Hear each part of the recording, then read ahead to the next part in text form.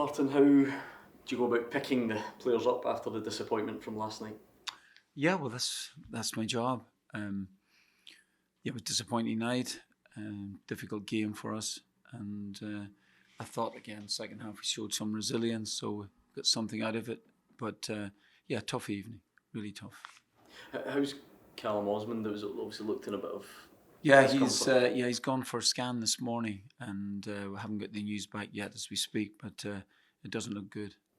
So on that striking department, is there a time frame on Kelechi and Acho? It's clearly an area that's a bit of an issue at the moment, isn't it? Well, it is definitely an issue, but yeah, he is going to be a few more weeks. I think that obviously after Sunday we've got this fortnight break, and we'll see how things go from there. But yeah, he certainly won't be available for Sunday anyway. How do you feel now? Because that's a whirlwind week, 10 days to say the least, where you get a league game and a win and a big emotional day and win that Hampden, and then the come down, if you like, of losing a game. How do you take it all in now? Yeah, I mean, I saw the game a few weeks ago for Michelin. I know I've made this point, and they are very strong. They've won all their games. They're very strong at this minute, and we lack that physicality that they possess. When they were bringing on some of their players as well too, they left out some players who played against Nottingham Forest, but didn't seem to make any difference in that sense. They're very strong. So yeah, but we've got that's European football, which is something that I've said that this football club should be aspiring to, but we're not there yet. I appreciate it's been a very busy time since last night. Has anything been updated as far as your time frame and what your role here looks like? No, nothing. No, we just came in. We didn't. We got in about I think around about. Well, I got back to the hotel I'm staying in around about just after 1 o'clock time. So no, I haven't had a chance to speak to anybody. When things don't go well on the pitch, does that alter your appetite for this in any way? I think no. My situation remains the same. The minute that the board will say to me, "Listen, we've got someone in place," I'm absolutely fine with that. That was always the intention in the first place. So no, that doesn't alter anything really. I guess externally it's very easy for fans to get excited. So once you win 2 games, I'm not sure you're aware of it, but people then say, "Oh, maybe we keep this till the end of the season. Maybe this becomes longer term." I don't think that was ever going to be the case. That was my thoughts on it anyway. And no, I knew these games would be very hard.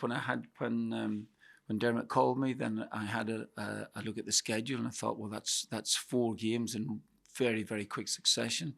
A game away from home against in the Europa League, and then these matches here. So my genuinely focused just on a Sunday now at this minute, and then a fortnight after that there to see. Obviously, some players head off to international duty. Some players remain here, and maybe they'll get a few days off, obviously. But then after that, it'll give me an opportunity to see some of the players that we haven't used. Don't know if you're aware, Martin, of Chris Sutton's comments last night. He was warning you almost to not stick around too much in case your legacy at the club is tarnished in any way by the results and whatnot.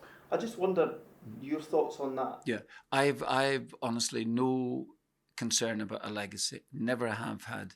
If you're talking about a legacy, then you can talk about Jock Stein, but that's fine, and that great 1967 side. So I'm not wildly worried about a legacy losing some games. With a great victory over Rangers, and that's fine. But really, I'm very, very aware that it is, one game at a time. You win a game, then you maybe win another, and it's not as if, I'm not saying that we're back to basics again, but you lose the game disappointingly. And I think it was the manner in which we conceded the goals. But getting back to your point about the legacy, it genuinely doesn't worry me one jot. Never has done. When you're dead, you're dead. When you sorry, that threw me that last one. Sorry. No, that's okay. I know you two are not thinking about it at your age, but it is something that is a consideration for people over 52.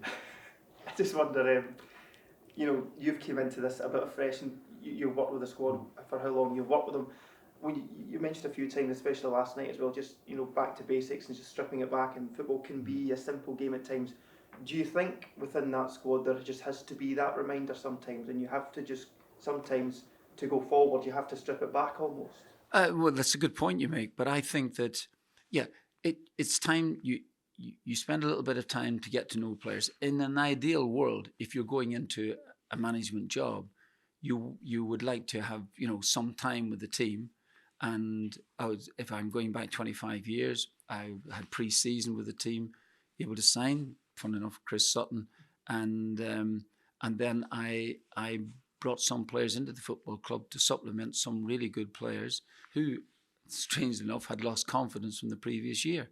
So from that viewpoint, but I'm into this situation here, and if it's just a matter of probably getting to know the players as much as possible. I mean, there might be a couple of lads who have not participated at the moment that might come and shine and we'll need them really at the end of it. But yeah, we've picked up a few injuries, but we knew that at the time anyway, and we'll see where we go. Do you think nights like last night shine a spotlight, Martin, on where this squad is and the suitability to compete in Europe? Because for the last couple of weeks, there's been a lot of focus on the job you've done since coming in, maybe the job the previous manager did. Does nights like last night maybe remind everyone that there's a big rebuild needed here to compete? Oh, I think that's pretty plain to see. Yeah, of course, this is it. You need strength and depth to compete in Europe, and you need obviously you've got your domestic football here. And looking down at the fixtures again, there's no respite here between now and probably the end of January time. So you're playing weekends and midweek. And so it's relentless, and so you need a big squad to cope with that. And if you are trying to rotate as well too, that getting to know the players as quickly as possible is something that is obviously really important for me and important to me. On that point, Mark, I just wondered, a lot of fans they're just seeking clarity of what next. They just want to know what's going to happen. Of course, got the January transfer window coming up as well. Do you understand the fans' urge to get clarity? Clarity in what sense? In the managerial sense. Oh, the managerial just sense. Just to know one way or the other who it's going to be, so that, like you said, you need that strength and it can be planned for. If it's you, if it's someone else, it's someone else. Well, on a really serious note, if and I assume that that they'll not have anybody in by Sunday.